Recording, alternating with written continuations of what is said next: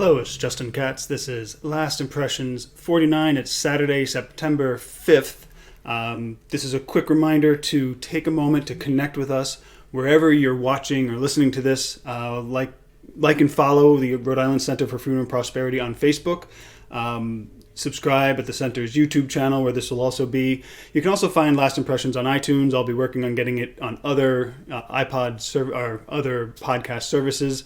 But for now, it's just iTunes.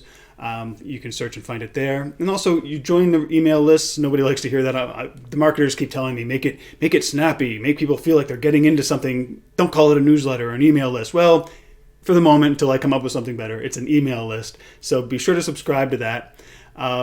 It's oceanstatecurrent.com or RIFreedom.org. And by the way, I'm going to start putting all of the relevant links from any content I cover in these things. I'll put them in the comment section of Facebook or YouTube or wherever it happens to be. Nothing too fancy, just look wherever that happens to be and you'll find links if you're interested in more of the stories.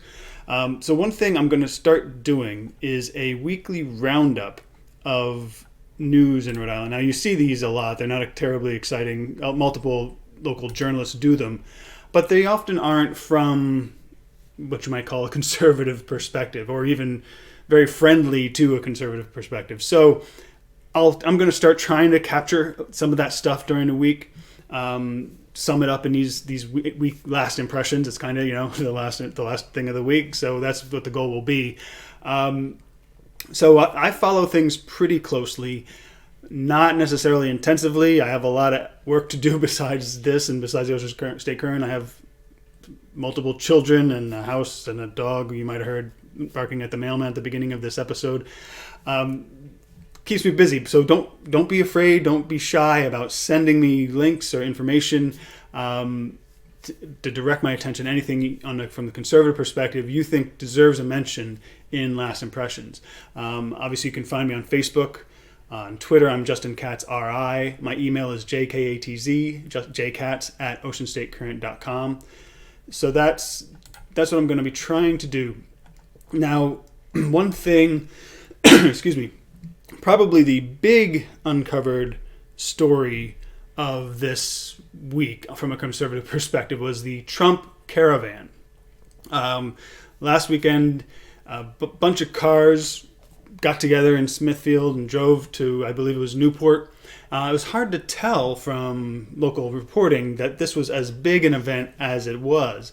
From what I can tell, and this wasn't reported, but from following Twitter streams of people, I gather there were over 100 Trump-supporting vehicles, most probably with multiple people in them, so we're talking hundreds of people, had an entirely peaceful, not even mostly peaceful or fiery but peaceful. It was entirely peaceful drive down the road. Seems to be pretty easy to be socially distanced from one car to another, so you hit all those check boxes of importance. But it wasn't covered very broadly. Ethan Shorey of the Valley Breeze didn't cover it, but he happened to see it passing by in his car, and he posted on Twitter a picture of a single truck. And he said, it looks like a Trump parade, and a lot of people were confused by that. The Providence Journal, Brian Amaral, whose video he very, very nicely and objectively put up the video of the thing, shows you just how big and fun of an event it was, and patriotic. He did good work as a journalist, but then he spent half of his article chatting with a Black Lives Matter kind of counter-protester, which kind of in its own way downplays the event itself. You don't get that reverse of that. You don't get the single conservative counter-protester going against, say, a progressive rally. Normally they're ignored, as we discussed last week. But you can tell from Twitter that people in Rhode Island noticed. And that noticing that, it's very important to have these events from a conservative perspective, because seeing something like this, people notice, and it makes other people feel like, well, other conservatives feel, hey, maybe I'm not alone, and other progressives, liberals, or people who are politically agnostic, they don't feel like they're dealing with some strange animal out there when they hear about conservatives. They saw them in a friendly manner, waving and honking as they went down the street. What was fun, and what was best of all of the whole event, was some of the progressives I saw on Twitter were terrified. Like, the sight of people who disagree with them was just terrifying. And that kind of a thing is it's always worthwhile. You hear about the liberal tears. It's just fun to see the progressives freak out that there are conservatives in their midst having fun. And to his credit, sure, he did point out that Trump actually won Smithfield, or maybe it was North Smithfield. I might be mixing it up. So we'll see if this trend of well-attended, happy, fun, patriotic, pro-Trump and conservative events continues. On Monday, I gather there's a boat flotilla planned out off the water in Rocky Point State Park. So hopefully we'll have a similar kind of a vibe there. So the second thing on the roundup today I wanted to talk about was RIFreedom Live. Now this is, you might recognize him, my boss at the Rhode Island Center for Freedom and Prosperity, Mike Stenhouse, and Mike Collins, who's of the dormant radio show Changing Gears. Always hopes that'll get back on the air, but we'll see. For now, these two are trying something new on the Center's Facebook page with Facebook Live. They're trying to do a call-in show using Zoom. So this will be always worthwhile checking out. Get information, get different perspective, participating. And more than that, on our side of things, we need to come up with ways to not only stay informed, but to have an alternative to the mainstream news sources. And that's going to mean helping folks build an audience when they start things like this, participating, paying attention. 3 on my list is the Memorial Union at the University of Rhode Island. They have a mural that's been up for 70 years. So if you went to URI over those decades like I did, or if you've just visited the Memorial Union, you've probably passed by Arthur Sherman's mural. And basically what it depicts, and it might be a little small to see here, but what it depicts is a life basically in the late 50s, early 60s at URI. Shortly after World War II, many of the people involved were veterans themselves. And now it seems the snowflakes of the latest generation are uncomfortable in the presence of a happy, humorous scene from the past of their community. So the fact that they're uncomfortable, to me, that itself is a concern. We're in kind of a world of squeaky wheels, and I raise this story here mainly because conservatives have to start squeaking a bit and making some noise. I'm on the OceanStateCurrent.com. I posted about this with a couple, kind of obvious ideas you could do instead of erasing the past, which is, if I didn't mention it, that's what the university is planning to do, just whoosh, get rid of it all. And then people won't feel uncomfortable, right? So instead of doing that, there are many creative ways they could incorporate newer generations into the mural or into the ambiance at the Memorial Union. We don't have to we don't have to preserve every mural everywhere, but our past can't simply be erased. We can't simply be erased, and if we don't want it to happen, we have to make a little bit of noise. On a similar note, I think folks ought to be paying attention as we get back to school. Parents should be on the lookout for this new indoctrination materials, this anti-racism. And in a word, what it's teaching is racism. It's all about race. It's about, if you're white, you're fragile, you can never get over your racism. The whole world is designed for you to be racist. Anti-racism defines everything by race. That's not healthy. It's actually pretty toxic and dangerous to our society. I posted again on Ocean State Current about this, but it's something I think parents ought to be on the lookout for. By the way, have you noticed something about the Jacob Blake controversy? He's the guy who was shot reaching into his car, presumably for a knife, when he was resisting arrest, and the police shot him. Not fatally, I don't think, in that instance. But so for months, we've been seeing attacks on men, mostly, who've done historic things, founding fathers, discoverers, inventors. And we've seen them coming up in our current context as to cancel them because they did or said something that was normal back then that identity politics disagrees with now, whether it was a kind of a Me Too sexist thing or a racist thing or a slavery thing. So we've been in this milieu, but now right here we've got this Jacob Blake guy who, from what I've read, the cops were called because he had raped or sexually assaulted a woman and then returned. She called the police, and that's what precipitated this. So he apparently is immediately forgiven for this alleged rape and made practically a saint and probably a millionaire because he all but forced the police to shoot him, at least according to the video clip that's going around. That's what it looks like. I don't know, it's just not the biggest thing in the world, but it just seems kind of backwards. So, moving on to this week's video essay. I don't know if you can see it on your screen. Depends how big you're watching it. You can put these things on your big screen TV if you really want to. But that's a rat in our state house. Roland Lavallee posted this image while he was at the state house covering an event, and it just caught my attention, and it seemed like a symbolic moment, a symbolic picture. Now, they're the obvious jokes, what district does it represent, that kind of thing. But more than anything, it kind of emphasizes how empty that building has been, our state house. No legislation going on, no legislators. That's 100 people plus all their staff who might be going to work. I don't know. Maybe they're working remotely. But so earlier this week, 2 Republican legislators tweeted a message that I don't think is getting enough attention. And so I wanted to make sure to bring it up here.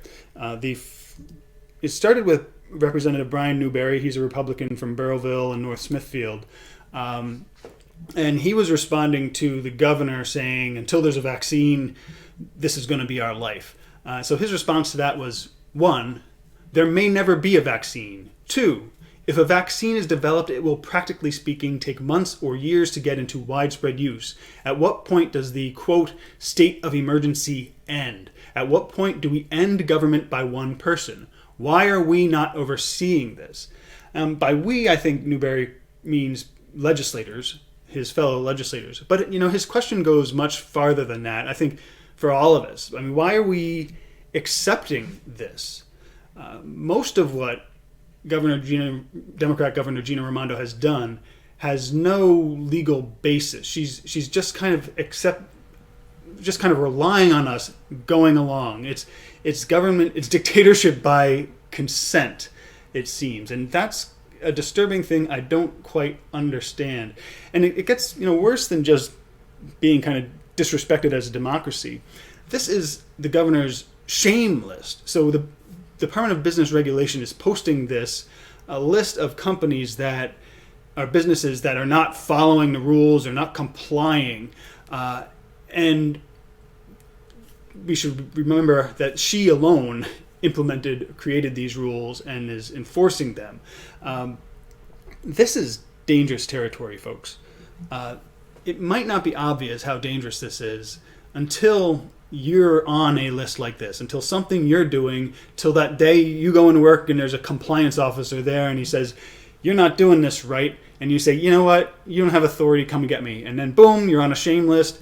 I think a lot of people at that point will really start to feel the danger of this. When the regulators come for you, on oceanstatecurrent.com, I suggested people go read some of the compliance complaints. They're very, it's a kind of a soft totalitarianism, a bureaucratic totalitarianism that's scary to me. Now, the arbitrary nature of all this was driven home, obviously, when Governor Raimondo appeared again on the internet, shoulder to shoulder with somebody, no mask on. Of course, the woman who's the co-owner of a shop, or the wife of the owner, and others, Gina Raimondo's supporters, came quickly to her defense. And I think their defense actually shows the problem, shows how bad it is. She, right here in this image on Block Island, is on an island that's had pretty nearly no cases of COVID throughout the whole thing, and especially lately. It isn't, let's be honest, as her defenders rightly point out, it isn't exactly reckless for one of two people to take off her mask for a photo on an island that's had almost no cases. That's not exactly throwing care to the wind. But you kind of have to wonder, given the list, the shame list, what would Gina Raimondo's regulators say about this if it were anybody else? Would they post this business, which is not on the shame list, but would they post it on the shame list because of this if it were anybody but Gina Raimondo? It's kind of like we saw this nationally with Nancy Pelosi getting her hair done illegally in California. She actually doubled down and went after the salon owner as if it was a setup. So the question that arises is, just like I've written about before, we have protests versus barbecues at your house.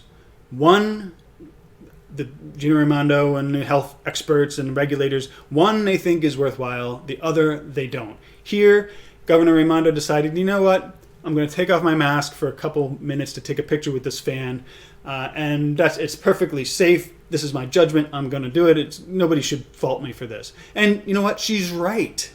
But she's making this decision for all of us, saying this risk is tolerable, this risk is not, this benefit is worth the risk, this benefit is not. You want to hug somebody, you want to go see a relative of yours, and for a long time, if you wanted to be with somebody, you wanted to take a minor risk that you could be infected or reinfected with COVID by being with a loved one in the hospital while they were dying, that was not allowed. That risk was not allowed. But this risk, this is real important to get your face on Instagram with a fan. So we're going to ignore the rules that everybody has to follow. Taking a picture with a fan is definitely worthwhile in the governor's perspective.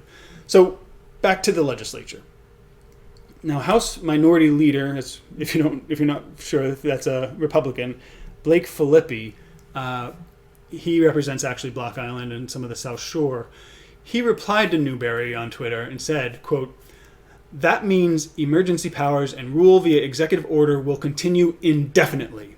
While our General Assembly has the power to end the state of emergency, it won't even hold oversight hearings to make sure everything is on the up and up. Abdication of duty when needed most." And you know, what this raises, especially during an election season, is the reality that dictatorship is always easier for most powerful people. Everything rests on the single leader. Everything is up to them. You're just following orders. You're just doing whatever you're told to do. You're trying to do the best you can in those circumstances. It's not on you, but you're still enjoying the perks of power. A representative democracy, which is what we're supposed to have, we try to address that in a different way. We try to require powerful people to give their constituents a sense that they're working for them. What we're seeing now is that during a time of fear and unease, the calculation starts to change. You start to get to where it makes more sense to these powerful people to hide under their desks and let the term limited governor, take the heat. And as Filippi says, this is happening just when we need more people, more voices, more people spreading out power and overseeing what's going on. Just when we need them the most. Let's be honest, as the governor's maskless photo shows, we're not in an emergency anymore. We're arguably in a crisis, but not an emergency. And we need to stop acting like it. It seems almost, I try to shy from the theological references because it's always dangerous to joke about or to get wrong. But it's almost like God has written out a lesson for us and made it impossible to miss. So while all this is going on, we've also got the Black Lives Matter, Antifa, these protests and riots and streets burning down, and we're watching as executive authorities and cities and states around the country are choosing, in that instance, to abdicate their authority, not to a single executive, not to a governor. It's the governors doing it mostly, and mayors, but to Black Lives Matter and Antifa. So here's video of yet another event, action, whatever we want to call them, on Federal Hill some nights ago. I was there last night. I didn't see anything like this, but it's become actually pretty regular. In fact, last night they had the whole street blocked off by police. Granted, a lot of tables in the street, you don't want people being run over, but it seemed kind of interesting. But so this is what we're seeing now. People going out, trying to have dinner, and then a crowd shows up, shouts at them, as John DePietro's reported, sometimes directly threatening them, trying to isolate them, and make them the problem, the people who refuse to leave or refuse to put up their fists. We saw a video of that in Washington, D.C., I think it was. A woman wouldn't put up her fist at a restaurant, and the mob leaned over her and was screaming at her. But one thing I saw this in a post on Facebook, and one thing tucked into the comments, some of the comments were, where's the mayor? Where's the governor? What's going on here? And one of them was, where is the Mafia? Federal Hill has a history of Mafia activity. Where are they now? Where are they gently ushering these protesters down the street? Now, I'm not encouraging that, but our government officials need to take the lesson. People will come up with their own solutions.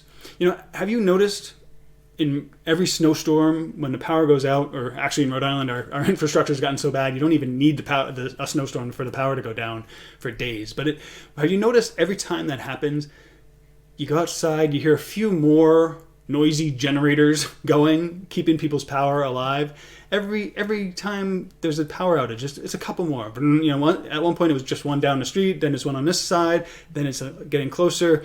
Everybody's getting generators, installing generators. That is people coming up with their own solutions because government, public utilities in this case, can't maintain a modern infrastructure. It's like a third world country, so people take care of it themselves. Have you noticed also, especially with the COVID issue, have you noticed a shift in families looking for private schools or looking into homeschooling for the first time? And even before that, charter schools. That is people coming up with their own solutions because public schools can't overcome the demands and political whims of special interests. Now, in ordinary times, this is mainly a problem. I'd like to shrink government a lot. So if people are going to take ownership of their own activities, their own power, their own education, children's education, that's fine by me. But the problem normally that you have is this forces our economy to pay for things twice. You're paying for education and power through the government, and you're paying through fees and regulations, and you're paying for it through education, through private school, and your local taxes, and all your taxes, frankly. That's one problem, is our society is double paying for services.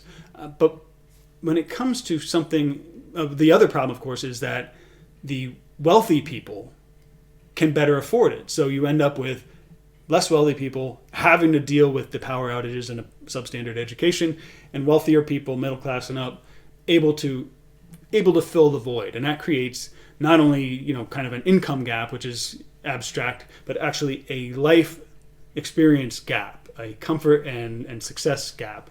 That is normally a problem. That's when the things are relatively unimportant and the problems are relatively unbad. But when it comes to things like we're seeing now, when it comes to things like personal safety and the ability to go about your life without being harassed by a mob, the stakes start to get much, much higher. And we've seen this recently with people starting to try to protect themselves and their businesses with guns, and people actually dying from the violence in the streets over this. The stakes are getting higher. And that's why, it's up to all of us to insist that government officials stop hiding under their desks, to stop, where's my rat? Oops. To stop letting the State House be run by rats. We have to insist that this stops. And when COVID's over and they feel like they can get back to work, they have to actually stand up to the special interests and represent people and let the economy work, let our infrastructure be fixed, lower the cost of roads. When I was first started getting involved in politics in Tiverton, even some liberal people would would say out loud, it is stupidly expensive to pave roads. Well, that's regulations, that's requirements, that's a monopoly of a handful of connected businesses that actually can do the job, get the job. That has to end, because we're going down a hill where people are going to start to have real problems paying double for things and then not getting services they need. The bottom line is insider deals just don't fit in the margins anymore. So once again, please take a moment to connect with us. Let me get rid of the rat.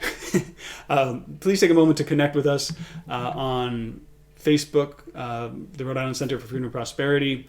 Like and follow. Subscribe to the Center's YouTube channel. Again, Last Impressions, this show is now on iTunes. Well, it's continuing on iTunes. I got it back up and running. You can actually go back there and listen to all the 48 audio-only episodes I did a couple years ago. And join those dreaded email lists. We'd love to have you and keep you informed. Signing out, I'm Justin Katz.